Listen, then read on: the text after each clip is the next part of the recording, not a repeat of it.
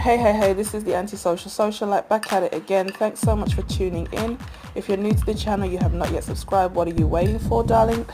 Salute to all the new subscribers. I really appreciate you hitting the button. So when I get to running this mouth, baby, you're in the loop. This is a part 2 of the video that I started yesterday but was unable to finish. So the coronavirus. Geriacide, population control, and end-time prophecy. You know, where I had to leave it off because I'm running around, I've got things to do.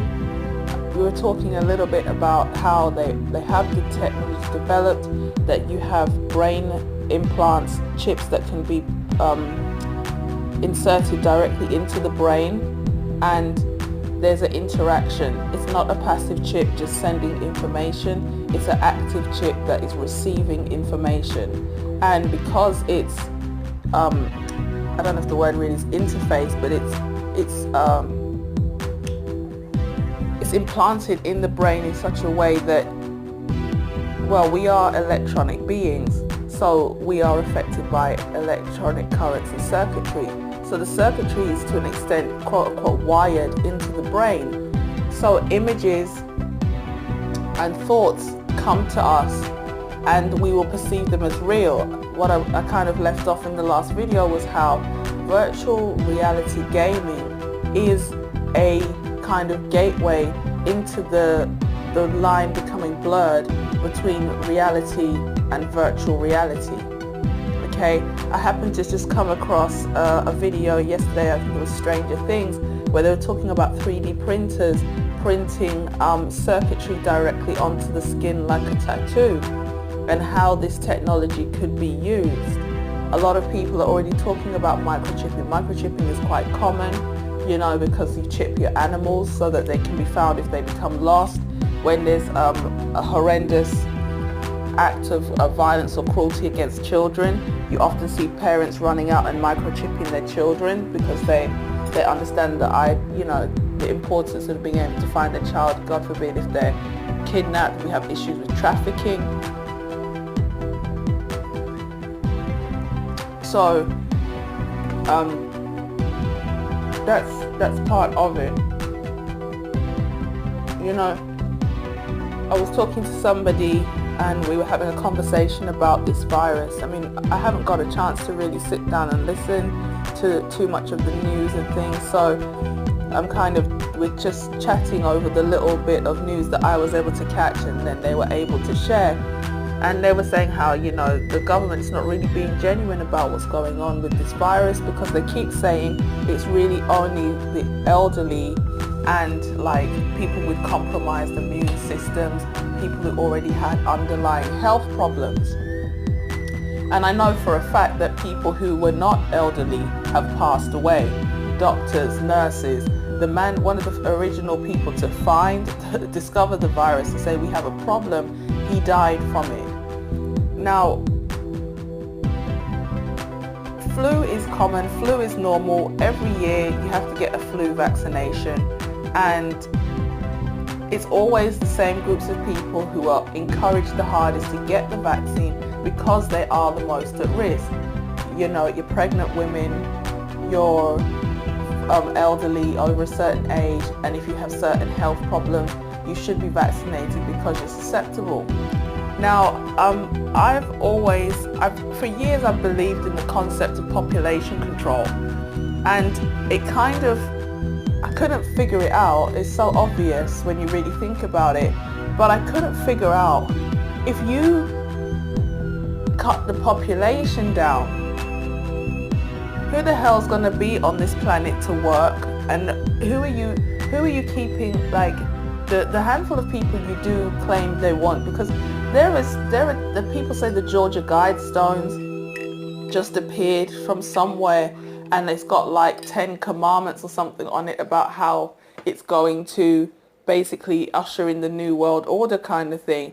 And one of them was to reduce the population to a minuscule number of people. And I thought, what's the point of having, you know, new world order, you know, one world government when you've got like a handful of people on the planet? Okay, I'm not saying that I don't believe population control is a thing, but I definitely couldn't put the two together. But it's so obvious now. Just get rid of the people who you feel are not productive. Who is that? The poor, the people who maybe are criminal, and who else? The elderly. You see, pharmaceuticals make a lot of money by making drugs that keep people alive. But the problem is more and more people are spending a much greater part of their life not really being able to contribute to society, but needing to take from society. Because people are aging, but they are not aging well. They're not aging with strength. They're not aging with health. They're not aging with their faculties. So, yes, you can say, well, we've got these drugs that we can sell. We've got effective drugs that are cheap versus less effective drugs that are more expensive. I'm going to push the more expensive drugs because that means that I'll be able to make a bigger profit on my legal drug trade versus my illegal one. But then the problem comes in, if we're keeping all these people who can't give back alive, eventually the people who are working and contributing will not be able to buy my drugs. I think this is always a problem with capitalism. It kind of gets to a point where you can no longer keep sucking the life out of the people who are working at the bottom because there just aren't enough resources. So how do you solve this problem? You just introduce something that is going to specifically tackle the issue of the aging populations. And it's like the lady's coming at it from, they're not telling us the whole truth because a lot of people will die. A lot of people will die. And they're dying of all ages. But we don't really see the virus at the moment attacking children. And that's fair enough. Do children really get flu? I don't even know. But,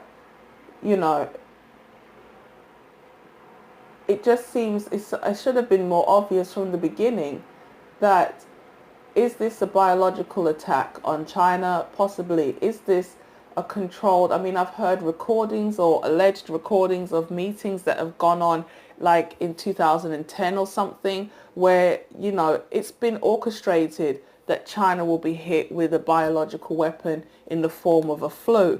And, constantly China is having these issues with these various viruses. It's tampering with genetics.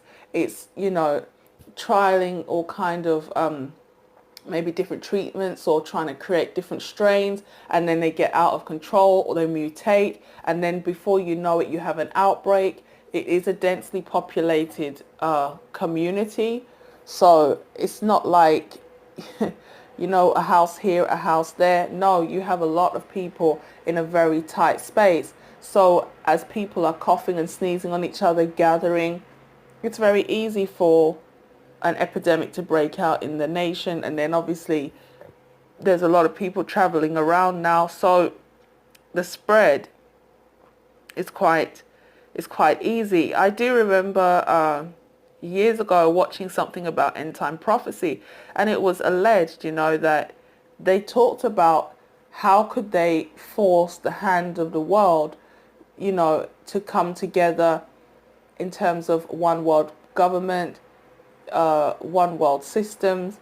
And one of the ways that you could, have mass hysteria and fear is to release some type of infection or disease that is going to force everyone to work together.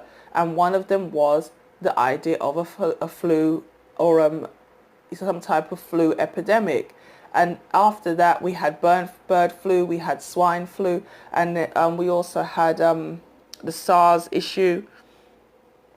And, people who have their underground bunkers, people who have their millions in the bank, they're all right. There is theories that there are underground bunkers fitted out like hotels. So people who are the rich and the famous, the elites, they're not worried about a global pandemic that's going to knock a decent number of the population out, because they know that they're already vaccinated and they're good to go. So people often poo-poo the Bible, but again, this is what we see. The scripture says that there'll be famine and there'll be pestilence. And what do we see now? In the stores, shops are empty. I myself tried to do a little bit of prepping yesterday. I regret not doing it sooner, to be honest with you. I was exhausted by the whole thing. But now, as the shops are struggling to stock the shelves, I don't even know if they bother to stock the shelves, to be honest with you. Just bring the punnet out, put it in the middle, and let everybody just fight over it, because there's really no point stacking the shelves for people to literally come around. I heard one supermarket yesterday, delivery of hand sanitizer was 7 o'clock in the morning. By 7:15, everything had gone. Like, people literally are just waiting to grab everything that they possibly can. And finally, people are realizing there's no point having tissue if you're not eating any food. So they're starting to now stock up on the food. And I grabbed a couple of bags myself. I grabbed a good number of bottles of bleach and disinfectant, because if it is just a flu, and I don't want to sound blasé, but it's a flu, good hand hygiene, good personal hygiene, keeping your environment clean, just being aware, don't touch your face if you've already left the house and you're commuting in public transport, public spaces, because you don't know who's touched those handrails or handlebars before you. That was just common sense. Now, I do believe somewhere in the house I have some rubbing alcohol. I don't know if I still have it, but we did have before. And I've just bought some aloe vera gel. And you can use that to make your own hand sanitizer.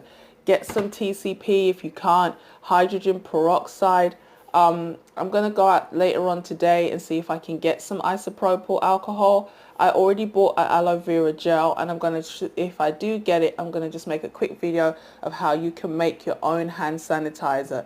You just need, something with a certain percentage of alcohol in it.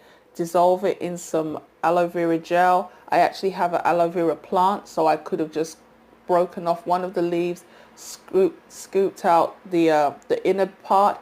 You whisk it together. If you don't like the smell of the alcohol, the aloe vera, you can add some essential oils to it to make it a bit more fragrant. You do not need to go and buy shop bought hand sanitizer. There are ways to make your own. So that's all I really wanted to say on this one. Do you think that this is end time prophecy coming to pass? Is this the beginning of the end, the beginning of sorrows, as it was in the days of Noah? Was this tampering with the genetics, trying to make hybrids, and now it's got out of control?